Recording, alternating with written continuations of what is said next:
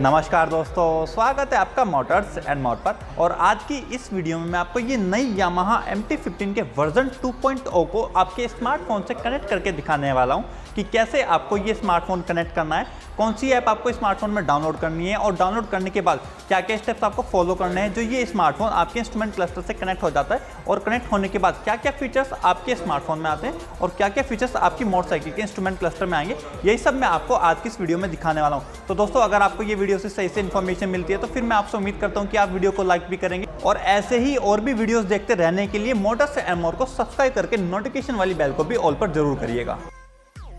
और ये Yamaha MT-15 को आपको आपके स्मार्टफोन से कनेक्ट करने के लिए सबसे पहले प्ले स्टोर खोलना है, और प्ले स्टोर खोलने के बाद आपको ये ऐप सर्च करनी होती है, यामाहा वाई कनेक्ट ऐप। और मैंने ये ऐप पहले से इंस्टॉल कर रखी है। दोस्तों, आप ये लोगो देख सकते हैं, कुछ ऐसा इसका ये लोगो होता है, क्योंकि इनकी एक एक्स करके भी ऐप आती है। आपको वो वाली ऐप इंस्टॉल नहीं करनी है, आपको वाई कनेक्ट करनी है। और आप ये इधर नाम भी देख सकते हैं, यामाहा मोटरसाइकिल कनेक्ट। अब मैं इसको डायरेक्टली ओपन करता हूँ। तो दोस्तों, जैसे ही आप ओपन करते हैं तो ये आपसे कुछ परमिशंस के लिए बोलता है, आपको अलाउ कर देना है। और उसके बाद जो आपका जो मेन इंटरफेस आता है उस पर कुछ ऐसा होता है, आपके लॉगिन का होता है। आप अपने फ़ोन नंबर से लॉगिन कर सकते हैं, ईमेल एड्रेस से आप लॉगिन कर सकते हैं। और लेकिन लॉगिन करने से पहले, जैसे कि आप अगर बिल्कुल नए कस्टमर है, आपके पास पहले कोई ये यामाहा का व्हीकल नहीं था, आपके पास कोई ये वाई कनेक्ट वाला व्हीकल नहीं था, तो दोस्तों आपको ये नीचे जाना है न्यू अकाउंट रजिस्ट्रेशन पर, और इधर आपको ये क्लिक हेयर पर क्लिक कर देना है। और जैसे ही आप ये क्लिक हेयर पर क्लिक करते हैं तो दोस्तों आ जाता है कि आपको रजिस्टर कैसे करना है, आपको फ़ोन नंबर से करना है या फिर आपको ईमेल एड्रेस से करना है। तो दोस्तों, मैं आपको ये फ़ोन नंबर से करके दिखाता हूँ। तो दोस्तों, मैंने अपना फ़ोन नंबर डाल दिया है और इधर से अपना कंट्री रीजन भी सिलेक्ट कर लिया है। जैसे कि मैं इंडिया से हूँ तो मैंने इधर इंडिया सेलेक्ट कर लिया है, और आप भी जिस भी कंट्री से हो आप इधर से सिलेक्ट कर सकते हैं। और फिर आपको ये सेंड OTP पर क्लिक कर देना है, और OTP डालने के बाद इधर आपको क्लिक कर देना है वेरीफाई OTP कोड पर। और ये OTP वेरीफाई करने के बाद कुछ ऐसा सा इंटरफेस आता है। फ़ोन नंबर तो ऑटोमेटिकली आपका आ ही जाता है, फिर आपको आपका पासवर्ड बनाना होता है। और पासवर्ड बनाते हुए आपको ध्यान रखना होता है कि आप एक कैपिटल लेटर भी यूज़ करें, आप स्मॉल लेटर्स भी यूज़ करें, आप नंबर्स का भी यूज़ करें, और आप एक किसी स्पेशल कैरेक्टर का भी यूज़ करें, जैसे कि आपका एल्ड्रेट होता है, ऐसे कुछ शब्दों का भी आप इस्तेमाल करें। उसके बाद इधर आपको अपनी डेट ऑफ बर्थ डालनी होती है, और उसके बाद आपको ये सबमिट पर क्लिक कर देना है। और इतना सब करने के बाद आपका रजिस्ट्रेशन सक्सेसफुली हो जाता है। फिर उसके बाद सिंपली आपको इधर फिर से एक बार अपनी जो कंट्री का कोड है वो सिलेक्ट करके इधर से, जैसे कि मैं ये इंडिया कर रहा हूँ, और आपको फ़ोन नंबर डाल देना है और पासवर्ड डाल करके फिर आपको लॉगिन कर देना है। तो दोस्तों, मैंने फ़ोन नंबर और पासवर्ड फिर से डाल दिया है। अब मैं सीधा लॉगिन पर क्लिक कर देता हूँ। और इतना सब करने के बाद नेक्स्ट पेज पर आपको ये आपके निकनेम के लिए बोलता है, कंट्री के लिए बोलता है, जेंडर के लिए बोलता है। तो दोस्तों, ये सब आपको फिल कर देना, और फिर इधर जितनी भी ये टर्म्स वो फ्यूज हैं, इसकी प्राइवेसी पॉलिसी, इनके लिए आपको एग्री करके नेक्स्ट पर क्लिक कर देना है। अब दोस्तों, इतना करने के बाद आपका रजिस्ट्रेशन और लॉगिन सक्सेसफुली हो जाता है। इसके बाद ये ऐप आपसे कुछ परमिशंस के लिए बोल रही है, तो इधर आपको ये अलाउ पर क्लिक कर देना है, और फिर आपको ये ओके पर क्लिक कर देना है ब्लूटूथ पेयरिंग ऑन करने के लिए। और अब ये कनेक्ट करने के लिए आपके पास दो ऑप्शंस होते हैं, या तो आप अपने ये CCU QR कोड को सर्च कर सकते हैं, यानी कि उसको स्कैन कर सकते हैं, या फिर आप ये VIN नंबर भी डाल सकते हैं। और ये जो CCU QR कोड होता है, इससे मैंने आपको पहले भी कनेक्ट करके दिखा रखी है, इनकी R15 में भी ये कनेक्टिविटी आती है। तो दोस्तों, आप उस वीडियो में देख सकते हैं कि कैसे आपको ये CCU QR कोड से स्कैन करना होता है। आज मैं आपको ये VIN नंबर से दिखा देता हूँ कि आपको VIN नंबर कैसे डालना होता है और ये आपका किधर मेंशन होता है। तो दोस्तों, ये जो आपका VIN नंबर होता है ये आपका इधर लिखा हुआ होता है, जिधर आपका ये स्टीयरिंग का कॉलम होता है। तो दोस्तों, इधर ही जिधर आपका ये चेसिस नंबर होता है, इसी को ये VIN नंबर भी बोलते हैं। तो यहीं से आपको देख करके ये आपके स्मार्टफोन में आपको डाल देना। तो दोस्तों, फिलहाल मैंने ये VIN नंबर डाल दिया है। अब मैं ये पेयरिंग पर क्लिक कर देता हूँ, और जैसे ये पेयरिंग पर मैं क्लिक करता हूँ तो दोस्तों ये मेरे स्मार्टफोन पर आ जाता है कि मैं आपको अभी दिखा देता हूँ कि मुझे अपने मोटरसाइकिल का अब इंस्ट्रूमेंट क्लस्टर ऑन कर लेना चाहिए, और मैं आपको ये ऑन करके दिखा देता हूँ। अब मैं ये ओके पर क्लिक कर देता हूँ। उसके बाद ये कुछ आपसे परमिशंस के लिए बोल रहा है, जैसे कि इधर आ रही है कि आपको फ़ोन कॉल्स के लिए परमिशन देनी है। मैं इधर से ये परमिशन दे देता हूँ, और उसके बाद ये ब्लूटूथ के लिए फिर से बोल रहा है, मैं आपको ये परमिशन दे करके दिखा देता हूँ। तो दोस्तों, फिलहाल मैंने ये ब्लूटूथ की भी परमिशन दे दी है। और दोस्तों, फिर आपके स्मार्टफोन पर भी ये पेयरिंग के लिए रिक्वेस्ट आती है, इधर आपको ये पेयर पर क्लिक कर देना है। और इतना करने के बाद आपकी डिस्प्ले पर आ जाता है कि आपकी मोटरसाइकिल कनेक्ट हो गई है, और इधर लिखा हुआ आ रहा है ना कनेक्टेड, इधर आपको ओके पर क्लिक कर देना है। उसके बाद ये कुछ इन्फॉर्मेशन आती है, आपको इधर स्लाइड कर देना। बेसिकली आपकी कुछ स्लाइड्स आती है जिन पर ये दिखाते हैं कि आपकी इस ऐप में क्या क्या फीचर्स हैं जो कि आपको अंदर ऐप में मिलने वाले हैं। तो दोस्तों, आप ये नेक्स्ट पर क्लिक करके ये स्टार्ट पर क्लिक कर सकते हैं। अब आप जैसे ही ये स्टार्ट पर क्लिक करते हैं, इधर फिर आपके ये कुछ क्वेश्चंस वगैरह आ जाती है, इधर भी आपको ये अंडरस्टैंड पर क्लिक कर देना है। और उसके बाद जो आपका मेन इंटरफेस होता है वो कुछ ऐसा सा होता है, इधर ये दिखाते हैं कनेक्टेड है, और इधर ये गुड आता है, इधर आपकी लास्ट अपडेट कुछ ऐसा सा लिखा हुआ आ जाता है।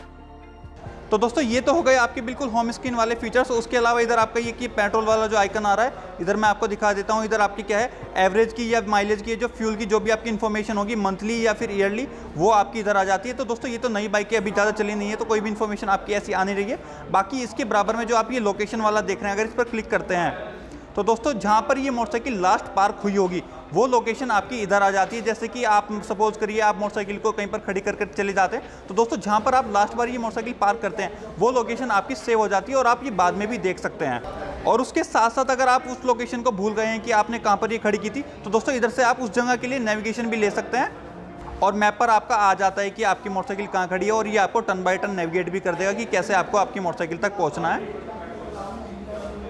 उसके अलावा दोस्तों एक ये कप वाला फीचर आ रहा है, ये भी मैं आपको दिखा देता हूँ। तो दोस्तों इधर आपकी कुछ रैंकिंग वगैरह होती है, वो आपकी इधर आ जाती है। मान लो अगर आप ग्रुप में चलते हैं तो दोस्तों ग्रुप में आप कौन से नंबर पर रैंक कर रहे हैं, आपकी राइडिंग स्टाइल के हिसाब से वो आपका इधर आ जाता है। उसके अलावा कुछ और फीचर्स वगैरह के अगर बारे में बात की जाए तो दोस्तों इधर जो आपकी 3 डॉट्स होती है, इधर से कुछ इन्फॉर्मेशन आती है, जैसे कि व्हीकल की इन्फॉर्मेशन आती है। इधर से आप अपना plate number, vehicle name, purchase date वगैरह डाल सकते हैं। मॉडल नेम भी अपने आप ही पकड़ लेता है। उसके बाद दोस्तों एक ये रेव डैशबोर्ड वाला फीचर आपके पास होता है और ये फीचर मैंने आपको पहले भी दिखाया था R15 के टाइम पर, आप वो वीडियो भी देख सकते हैं। फिलहाल इस ऐप में कुछ दिक्कत है, ये रिस्टार्ट के लिए बोल रहे हैं, तो दोस्तों उसकी वजह से ये चल नहीं पा रहा है। उसके नीचे आपके पास एक ही फ्यूल कंजप्शन वाला ऑप्शन है जो कि मैंने आपको ऑलरेडी अभी दिखाई दिया है। उसके बाद आपका पार्किंग लोकेशन हो गया जो कि मैं आपको ऑलरेडी पहले ही दिखा चुका हूँ। उसके अलावा रैंकिंग है। तो दोस्तों आपके जो 4 फीचर्स हैं इनमें से वही हैं जो कि आपको ये नीचे भी दे देते हैं। उसके अलावा इधर ये राइडिंग लॉग का कुछ डाटा वगैरह है वो आपका इधर आ जाता है, कोई ज़्यादा काम का है नहीं। फिर आपकी कुछ सेटिंग्स वगैरह हो गई और सेटिंग्स के मामले में आपके पास काफ़ी सारे ऑप्शंस होते हैं, जैसे कि ये इधर आ रहा है रिकमेंड मेंटेनेंस, कि आपको आपका मेंटेनेंस रिकमेंडेशन चाहिए या नहीं चाहिए, वो आप इधर से ऑफ कर सकते हैं। इंजन ऑयल रिप्लेसमेंट टाइमिंग आप इधर से सेट कर सकते हैं कि आपको कब आपका इंजन ऑयल चेंज करना है, उसी हिसाब से ये आपको नोटिफिकेशन भेज देगी ऐप और आपको रिकमेंड करेगी कि अब आपको आपका इंजन ऑयल रिप्लेस कर लेना चाहिए। जैसे कि ये फिलहाल 4000 किलोमीटर पर सेट है और 120 डेज पर ये सेट है, यानी कि अगर आपके 4000 किलोमीटर या फिर 120 डेज इस मोटरसाइकिल को चलाते हुए हो जाते हैं तो फिर ये ऐप आपको सर्विस के लिए रिमाइंड कर देगी। उसके अलावा ये शो स्कैन स्क्रीन का ऑप्शन आ रहा है, मीटर नोटिफिकेशन सेटिंग वगैरह का ऑप्शन आ रहा है कि आपकी मीटर में क्या क्या इन्फॉर्मेशन आनी चाहिए वो आप इधर से डाल सकते हैं। अगर आप कोई और अलग से ऐप सेलेक्ट करना चाहते हैं तो दोस्तों वो भी आप इधर से सेलेक्ट कर सकते हैं। और उस सब के अलावा इधर नीचे आ रहा है ईमेल मैन्युफैक्चर नोटिफिकेशन का भी आ रहा है, आपको अगर ईमेल पे कोई इन्फॉर्मेशन वगैरह लेनी है आप वो इधर से ले सकते हैं। उसके अलावा दोस्तों यूनिट ऑफ मेजरमेंट आ रहा है, आपको किन यूनिट्स में आपकी मेजरमेंट चाहिए, जैसे कि किलोमीटर पर लीटर पे चाहिए, किलोमीटर लीटर पर 100 किलोमीटर में चाहिए, माइल्स में चाहिए, वो सब आप इधर से ले सकते हैं। और उसके बाद ये कि ये आपके पास लैंग्वेज का ऑप्शन है, अगर आपको ये इंग्लिश के अलावा कोई और लैंग्वेज चूज़ करनी है तो दोस्तों वो भी आप इधर से कर सकते हैं। और उसके बाद आपके पास ये पेयरिंग का ऑप्शन है, यानी कि अगर आपको कोई दूसरा व्हीकल कनेक्ट करना है, यामा का कोई और स्कूटर या मोटरसाइकिल आपके पास है जिसमें ये वाई कनेक्ट ऐप है, तो दोस्तों वो आप इधर से कर सकते हैं। और इधर आपके पास ये ऑटोमेटिक बैकग्राउंड लोकेशन का ऑप्शन है, जिधर से आप ये इसे ऑन ऑफ भी कर सकते हैं, आप ऐसे इसे ऑन कर सकते हैं। और आपका एक ही ऑप्शन आ रहा है ऐप लॉक कलेक्शन का, वो भी आप ये ऑन ऑफ रख सकते हैं। तो दोस्तों ये इसकी कुछ सेटिंग्स हो गई।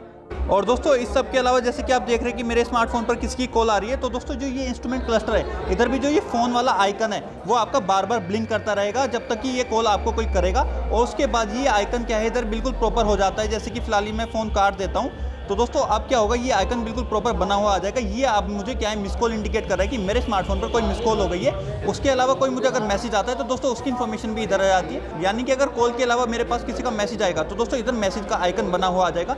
तो दोस्तों अभी तक आपने इस वीडियो में देख लिया कि कैसे आपको ये स्मार्टफोन कनेक्ट करना है और क्या क्या स्टेप्स फॉलो करने हैं, और फॉलो करने के बाद क्या क्या फीचर्स आपके स्मार्टफोन में आ रहे हैं और उसके इंस्ट्रूमेंट क्लस्टर में आ रहे हैं, वो सब आपने इस वीडियो में देख लिया। लेकिन अगर अभी भी आपके मन में कोई कन्फ्यूजन है या आप किसी स्टेप पर अटक रहे हैं या इस वीडियो में कोई इन्फॉर्मेशन मिसिंग है, तो दोस्तों उसके लिए आप क्या करिए, आप R15 वाली वीडियो भी देख सकते हैं, क्योंकि R15 में भी यही कनेक्टिविटी है जो कि ये MT15 में दे रखी है और फीचर्स भी लगभग सारे के सारे सिमिलर ही है। और ये जो R15 वाली जो कनेक्टिविटी वाली वीडियो है ये मैंने आपको ऊपर आई बटन में दे दी है, और इस वीडियो के एंड पेज पर भी वो वीडियो आ जाएगी। जैसे ही ये वीडियो खत्म होगी तो उसकी थंबनेल आपको शो होनी शुरू हो जाएगी। बाकी जो आपकी लिंक होती है वो मैंने आपको नीचे डिस्क्रिप्शन में भी दे दी है। और मेरे हिसाब से आज के टाइम में अगर किसी मोटरसाइकिल में या स्कूटर में ऐसी कोई ब्लूटूथ कनेक्टिविटी आ रही है या ऐप कनेक्टिविटी आ रही है जो कि आपसे लोकेशन का भी एक्सेस लेती है और आपकी मोटरसाइकिल या स्कूटर में डिजिटल डिस्प्ले भी होती है, तो दोस्तों मेरे हिसाब से फिर आपका जो टर्न बाय टर्न नेविगेशन वाला फीचर होता है वो भी आपकी ऐप में होना चाहिए। क्योंकि अगर आपको किसी भी सिचुएशन में ये नेविगेशन का सहारा लेना पड़ता है तो आपको क्या करना होता है, आपको अपने स्मार्टफोन में ही बार बार नेविगेशन देखनी होती है या फिर आपको ईयरफोन लगा करके सुनना होता है कि आपको कब टर्न लेना है, कितने मीटर पर लेना है। तो दोस्तों अगर इसमें नेविगेशन वाला फीचर होता है तो फिर आप अपनी नेविगेशन ऑन करते और स्मार्टफोन को आप आराम से पॉकेट में रख लेते और जो भी आपके टर्न बाय टर्न इंडिकेटर्स होते वो आपके इंस्ट्रूमेंट क्लस्टर में आते रहते। तो दोस्तों मेरे हिसाब से ये नेविगेशन वाला फीचर इसमें होना चाहिए था। बाकी अगर अभी भी आपके मन में कोई कन्फ्यूजन है, कोई सवाल है या मुझसे इस वीडियो में छूट गया, वो आप मुझसे बेझिझक कमेंट में पूछिए। और बस दोस्तों आज की इस वीडियो में इतना ही, और मैं मिलता हूँ आपसे अपनी अगली वीडियो में।